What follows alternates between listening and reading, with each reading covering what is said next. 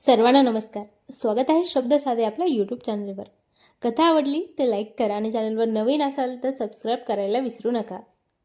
लग्नानंतरचे ते गोड दिवस या अगोदरचे 68 एपिसोड आपल्या शब्द साधे यूट्यूब चॅनलवर अपलोड केलेले आहेत. कृपया ते जाऊन नक्की पहा. भाग 69. प्रियांशने एक दीर्घ श्वास घेतला. त्याच्या चेहऱ्यावर एक विचित्र हास्य होते. एक विचित्र आनंद त्याच्या चेहऱ्यावर झळकत होता आणि त्या आनंदाला बघून प्रियाने लगेच त्याच्याकडे बघून त्याला एक प्रश्न विचारला. मला सिगरेट पिण्याचा छंद आहे, याचा तुला एवढा का आनंद झाला? आता पुढच्या वेळेस सिगरेटचा आनंद दोघं एकत्रच घेऊया, प्रियांश अगदी बेफिकीरपणे बोलला. यावेळेस त्याच्या या वाक्यानं तिला सुद्धा हसू आले. चला, निदान एका गोष्टीत तरी तू माझ्याबरोबर एकत्र यायला तयार झालीस, प्रियांश म्हणाला. एकत्र यायला मी तुमच्याबरोबर नेहमीच तयार असते. मला स्वतःला पण आवडते. पण मी आधीच तुम्हाला सांगितले, मला इथे प्रायव्हेट जागेमध्ये सुरक्षित नाही वाटले, म्हणून मी तुमच्याशी तसे विचित्र वागले. तुमचा माझ्यावर, माझ्या शरीरावर पूर्ण अधिकार आहे. तुम्हाला वाटेल तेव्हा तुम्ही वाटेल तसे या पद्धतीने माझ्या शरीराचा कोणत्याही अवयवाशी माझ्या परवानगीशिवाय हात लावू शकता, लाड करू शकता. तुम्हाला वाटेल तसं तुम्ही माझ्यासोबत वागू शकता. त्यासाठी आपण लग्न करतो. मग थोडं मी चुकीचं वागली, परंतु तुम्ही लगेच रागाने बाहेर निघून गेले. तुम्ही कुठे माझी समजूत घालण्याचा प्रयत्न केला. लगेच टेन्शन आलं, सिगारेट काढली आणि ओढायला सुरुवात केली. मग आम्हा बायांना सुद्धा टेन्शन आल्यावर आम्ही सिगारेटचा आधार घेतला तर काय वाईट झालं? तिने त्याला पुन्हा एक प्रश्न केला होता. त्याने तो विचार केला नव्हता. तो फक्त तिच्याकडे बघत होता. प्रियांश उठला आणि तिच्यासमोर बसून तिचा हात आपल्या हातात घेतला आणि खाली अगदी प्रपोज करण्यासाठी बसतात त्या पोजमध्ये बसत तिला म्हणाला, खरंच तुला या ड्रेसमध्ये बघितल्यानंतर मी बेभान झालो होतो. तू अशी बाहेर खिडकीमधून बघत होती. तुला ते बाहेरचं बघणं आवडत होतं आणि मला तू आवडत होती. माझं तुझ्यावर प्रेम आहे. ते प्रेम दाखवण्यासाठी मला दुसरा मार्ग दिसलाच नाही. हे असंच करावंसं वाटलं म्हणून मी ते केलं. ते तुला चुकीचं वाटू शकते, हे मात्र मी विसरून गेलो होतो. सिगरेट ओढणं, एक महिला असू दे किंवा पुरुष असू दे, चुकीचं आहे. मी सुद्धा आईला खूप घाबरतो. आईसमोर असली किंवा गावातील कोणतीही व्यक्ती मोठे दिसले की मी सिगरेट फेकून देतो. मला अपराधी वाटते. मला जर तसे करताना कोणी बघितले तर मी तुला कधीच म्हणणार नाही की तुला टेन्शन आलं तर तू सिगरेट पिऊ नकोस. फक्त माझ्या आईला समजायला नको एवढं, कारण आपलं नैराश्य आपण कोणत्याही मार्गाने बाहेर काढण्याचा प्रयत्न करत असतो. भलेही तो मार्ग आपल्याला किंवा समाजाला चुकीचा वाटत असला तरी त्यावेळेस त्या एका मार्गामुळे आपल्या मनातील नैराश्य दूर होत असते. परंतु प्रिया, तू एक महिला आहेस. आज ना उद्या तुझ्या पोटात माझं बाळ राहणार आहे. तुझ्या शरीरावर झालेला प्रत्येक परिणाम माझ्या बाळाला भोगावा लागणार आहे. मी तुला वचन देतो, आजपासून मी सिगरेट घेणार नाही आणि तू सुद्धा पिऊ नको. प्रियाने त्याच्याकडे बघितले. त्याचा प्रामाणिकपणा तिला आवडला. ती चटकन उठली आणि तिथेच त्याच्या गळ्यामध्ये पडत त्याला म्हणाली, मला हेच तर तुमच्याकडून पाहिजे होते. मला 5वीपासून सिगरेट वगैरे पिण्याचा काहीच संबंध नाही आहे. सहज आपल्या स्वतःच्या खोलीची साफसफाई करत असताना मला तुमचं सिगारेटचं एक पाकिट मिळालं. अर्थात मला तुम्हाला ते विचारायचं होतं म्हणून मी माझ्या पर्समध्ये समोरच ठेवलेलं होतं. आणि आज योगायोग झाला, तुमचं एक व्यसन जे आईंनी मला सांगितलेलं होतं ते कसं सोडवायचं हा मी विचारच करत होती. आणि आज बघा, मी तुमचं एक व्यसन सोडवण्यासाठी तुम्हाला मदत केली आहे. तुम्ही आज मला वचन द्या की पुन्हा कधीच तुम्ही सिगारेटचा आधार घेणार नाही. मग बघा मी तुमच्यासाठी काय काय करेल. प्रियांशने तिच्या हातात हात ठेवला. तिला वचन दिलं. प्रियांश आणि प्रिया पुढच्या 5 मिनिटासाठी एकमेकांकडे एकसारखे पाहू लागले. खरंच किती प्रेम आहे आपल्या एकमेकांवर, याचा दोघांनाही त्यावेळेस विश्वास बसत होता. हळूहळू दोघे हे एकमेकांच्या जवळ येऊ लागले होते. इतके जवळ तर दोघांनाही एकमेकांच्या श्वासाची गरमी जाणवू लागली होती.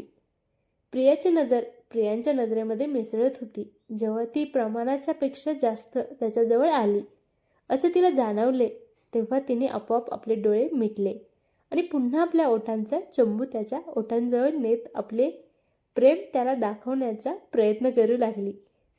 प्रियांशनेही तिला आपल्या मिठीत घेत आपल्याकडे ओढत तिच्या ओठांमध्ये आपले ओठ गुंतवत पुढच्या 15 मिनिटांसाठी तरी एकमेकांना दूर करता येणार नाही एवढी जबरदस्त मिठी त्याने तिला मारलेली होती. बाहेर अतिशय सुंदर दृश्य आणि त्यापेक्षाही मनमोहक दृश्य या दोघांचे प्रेम. अशा प्रकारे या दोघांना प्रेम करत असताना जरी बाहेर तो अनुभवी व्यक्ती त्यांच्या कंपार्टमेंटच्या बाहेर उभा होता, त्याला बाहेर कळत नव्हते, तरी त्याच्या श्वासांच्या, दोघांच्या श्वासांच्या आणि शांततेच्या आवाजावरून तो सहज अंदाज करू शकत होता की आता दोघांमध्ये अगदी सुरळीत चालू आहे. प्रियांश आणि प्रिया एकमेकांच्या मिठीमध्ये, एकमेकांच्या ओठामध्ये एकमेकांचे ओठ गुंतवत प्रेमरस एकमेकांचं ओढून घेत होते. प्रिया आणि प्रियांश एकमेकांच्या मिठीमध्ये असताना प्रियांश तिच्या पाठीवरून अतिशय जोरात हात फिरवत होता. तिच्या केसांमध्ये आपले बोट गुंतवत होता. त्याच्या श्वासाची गती अतिशय वाढणारी होती, त्यामुळे त्याच्या श्वासांचा गरमपणा प्रियाला जाणवत होता. त्या श्वासांच्या गतीमुळे आणि गरमतेमुळे प्रियासुद्धा रोमांचित होत होती आणि तिने सुद्धा तिच्या छातीची धडधड आणि आपल्या श्वासांची होणारी गती वाढवलेली होती. दोघेही एकमेकांना गच्च मिठीत धरत आजूबाजूच्या पूर्ण विश्वाला विसरून एकमेकांमध्ये सामावून जाण्याचा प्रयत्न करत होते. तिने देखील आपले दोन्ही हात त्याच्या पाठीवर घट्ट दाबून ठेवलेले होते. मध्येच जेव्हा प्रियांश आपल्या ओठांना बाहेर काढण्याचा प्रयत्न करायचा, तेव्हा प्रिया त्याला तसे करण्यापासून रोखायची आणि स्वतःहून त्याचा ओठ आपल्या ओठांमध्ये घेऊन त्यातून लहान मूल आपल्या आईचे दूध पिते त्या पद्धतीने त्या ओठांना आपल्या ओठांनी चावण्याचा प्रयत्न करायची. दोघांच्याही त्या चुंबनामध्ये एकमेकांचा श्वास गुंतू लागला. एकमेकांना लांब करण्याची इच्छा होतच नव्हती. प्रियांशने तिचा चेहरा हातात घेऊन तिला लांब करण्यासाठी प्रयत्न केला, परंतु ती मात्र त्याला लांब होऊच देत नव्हती. तिचा तो ठामपणा आणि तिचा तो चुंबनाचा आवेग बघून त्याचाही जोर वाढत होता. आज पहिल्यांदा प्रियाने अगदी मनापासून प्रियांच्या ओठांना आपल्या ओठांमध्ये आणि तोंडाला तोंडामध्ये घुसवत जणू काही त्यांच्या शरीरामध्ये आपला प्राण टाकण्याचा प्रयत्न प्रिया अगदी मनापासून करत होती. आणि तो प्रामाणिकपणा आणि आपलेपणा प्रियांशला सुखावून जात होता. या दोघांच्या प्रेमामुळे कुठेही याचना नव्हती. तिच्या ओठांना लावलेली लिपस्टिक त्याच्या ओठांभोवती आणि तिच्या स्वतःच्या ओठांभोवती पसरून गेली होती. तिला त्याची सुद्धा काळजी नव्हती. ती आपल्या ओठांना कधी जिभेला त्याच्यासमोर जणू काही मी आज तुला संपूर्ण समर्पित करत आहे या हेतूनं हे सर्व करत होती. आणि तो सुद्धा तिच्या या समर्पित भावनेला स्वतः समर्पित होऊन तेवढ्याच प्रेमानं तिचा होत होता. त्या दोघांना आता आपलं स्वतःच असं काही ठेवायचं नव्हतं. तुझं आणि माझं करता करता त्यांना आता आपलं व्हायचं होतं आणि ते आपलं होण्यासाठी चुंबन ही पहिली पायरी असते हे त्या दोघांनाही माहिती होतं. प्रियांशने तिला दूर सारले आणि पुन्हा एकदा तिला मिठीत घेत तिच्या चेहऱ्याचा, तिच्या कपाळाचा, तिच्या गालाचा, तिच्या मानेच्या, तिच्या उभारांना दाबण्याचा, आपल्या ओठांनी चुंबण्याचा प्रयत्न करू लागला. तिने आपले अर्धे शरीराचा भाग सीटवर आणि अर्धा खाली लोळवत त्यालाही जणू काही पूर्ण प्रतिसादच दिला. तो तिच्या मानेभोवती झोंबून तिला दाबण्याचा, तिच्या उभारांना दाबण्याचा प्रयत्न करत होता. त्याला तसे करत असताना मज्जा येऊ लागली होती.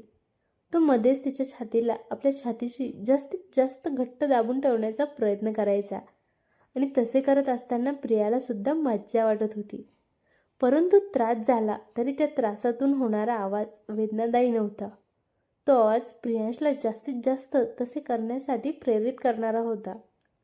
दबक्या आवाजामध्ये प्रियाने प्रियांशला आय लव्ह यू म्हणण्याचा प्रयत्न केला. त्याने देखील तिच्या केसांना आपल्या हाताच्या बोटांमध्ये ओढून तिच्या मानेला वर केले आणि तिला मानेवर आपले ओठ ठेवत म्हणाला, मग आधी नाटक कशाला केले? असे केले नसते तर तू माझ्यावर किती प्रेम करतो हे कळलेच नसते. प्रियाने लगेच हजर जबाबदारी उत्तर दिले. प्रियांश पुन्हा जरा जास्तच तिच्या गालाला आपले गाल घासत म्हणाला, बोलण्याच्या बाबतीत तर तुला हरवणे मला या जन्मात तरी शक्य होणार नाही. ती थोडी पुढे जास्त झुकून त्याच्या अंगावर आपले पूर्ण वजन टाकत आपले अर्धे शरीर पूर्ण त्याच्या ताब्यात देत त्याला म्हणाली, 7 जन्म बाकी आहे ते करण्यासाठी. आज जे करायचे आहे ते कर आणि मला तृप्तता दे, मला पूर्णत्व दे.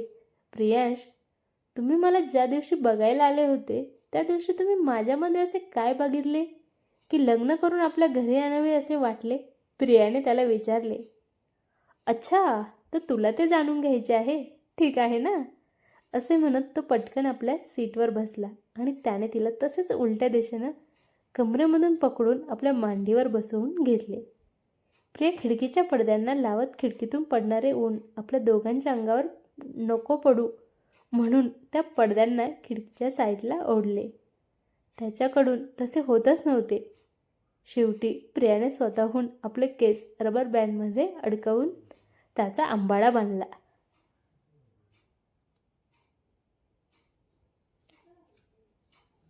कशी वाटली कथा कमेंट करून नक्की सांगा. आवडली तर लाईक करा आणि चॅनलवर नवीन असाल आणखी सबस्क्राईब केलं नसेल तर सबस्क्राईब करायला विसरू नका. धन्यवाद.